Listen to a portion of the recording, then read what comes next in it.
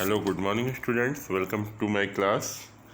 Students, today we are going to discuss layering and tissue culture and germination of seeds. Okay, बेटा, तो चलिए हम लोग शुरू करते हैं.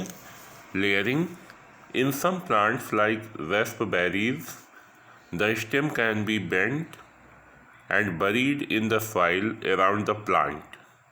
बेटा, कुछ ऐसे प्लांट्स होते हैं जैसे रास्पबेरीज, इसमें जो स्टेम्स होते हैं वो बेटा झुके हुए होते हैं, यानी कहा जाए तो उसके जो स्टेम्स होते हैं वो टेढ़े हो जाते हैं, ठीक है ना, और सॉइल में मिट्टी में दब जाते हैं, मिट्टी में वो मिट्टी के अंदर हो जाते हैं, ठीक है ना. After some time adventitious roots develop from the stem itself. और बेटा कुछ समय के बाद उन स्टेम्स में जो है जड़ें निकल आती हैं. जड़ें का मतलब होता है रूट्स निकल आते हैं, और this part of the stem is known as the layer. और इस पार्ट को हम लेयर कहते हैं. The stem can then develop into a new plant. और उसके बाद क्या होता है, उन स्टेम्स से नए प्लांट निकलते हैं या उन स्टेम से नया पौधा डेवलप होता है. अगला देखिए tissue culture. Tissue culture orchid, chrysanthemum and asparagus are example of plants cultivated with tissue culture.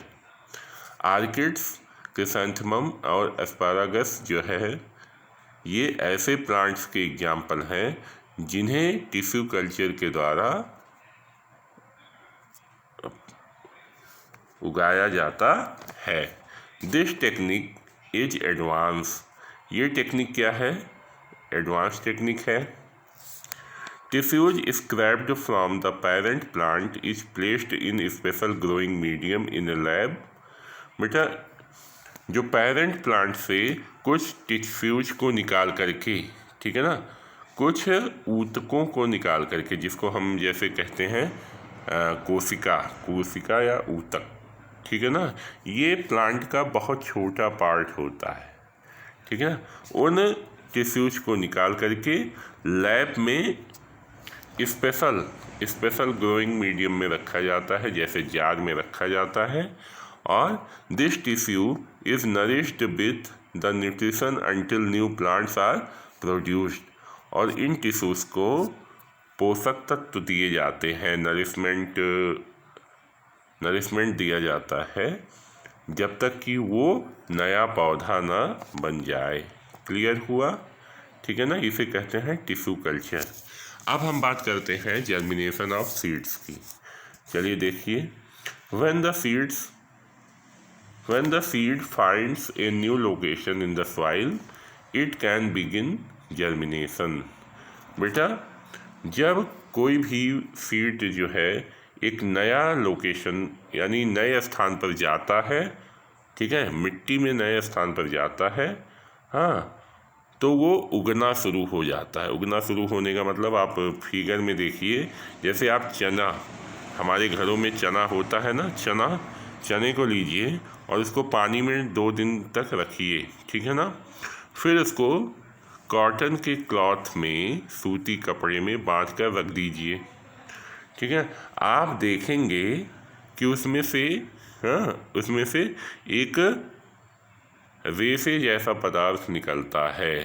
इस तरह से वो धीरे धीरे बढ़ते बढ़ते एक नए प्लांट के रूप में हो जाता है, ठीक है ना. Germination is a process of seeds developing into a new plants.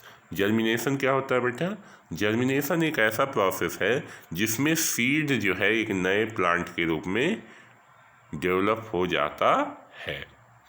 All the environmental conditions must trigger the seed to grow.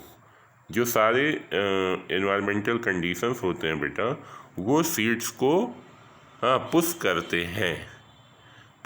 हैं प्लांट बनने के लिए, बड़े होने के लिए, ठीक है ना.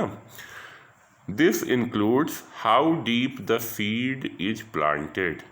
और इसमें ये भी मैटर करता है कि सीड्स जो है वो मिट्टी में कितने नीचे तक है, ठीक है ना।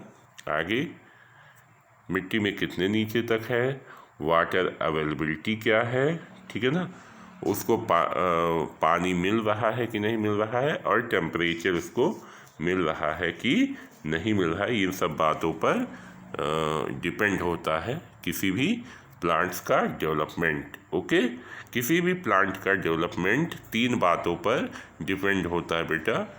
हाँ, सीड्स को हम कितने गहराई में लगाए हैं, ठीक है ना। दूसरा, वहाँ पर वाटर अवेलेबिलिटी है कि नहीं है, और वहाँ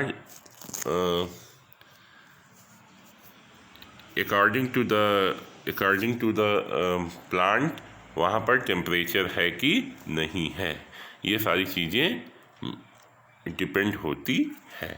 first of all, the seed grows into a root to access water underground, ठीक है ना बेटा। सबसे पहले जो सीड होता है वो उसके अंदर सीड में सबसे पहले रूट्स आते हैं जिससे वो अंडरग्राउंड वाटर को एब्जॉर्ब कर सके, ठीक है ना।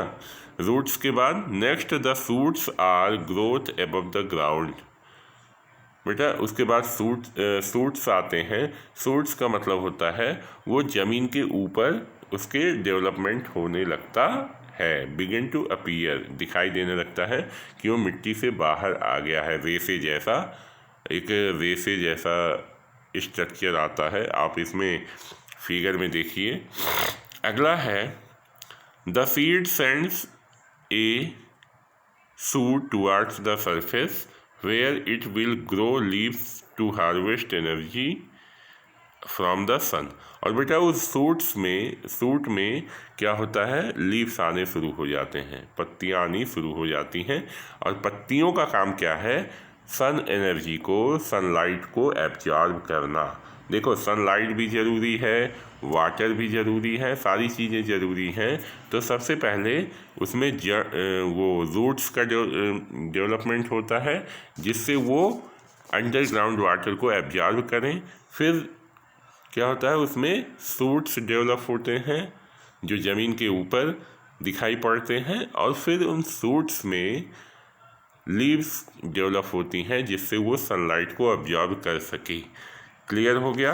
The leaves continue to grow towards the sunlight. और वो जो लीव्स हैं बेटा वो सनलाइट की ओर डेवलप होना जारी रखती हैं। इस तरह से यह धीरे धीरे बढ़ते बढ़ते सीड से एक प्लांट बन जाता है। तो बेटा ये जो है आज के लिए इतना ही। कल हम लोग इसका एक्सरसाइज और क्वेश्चन आंसर करेंगे। Thank you.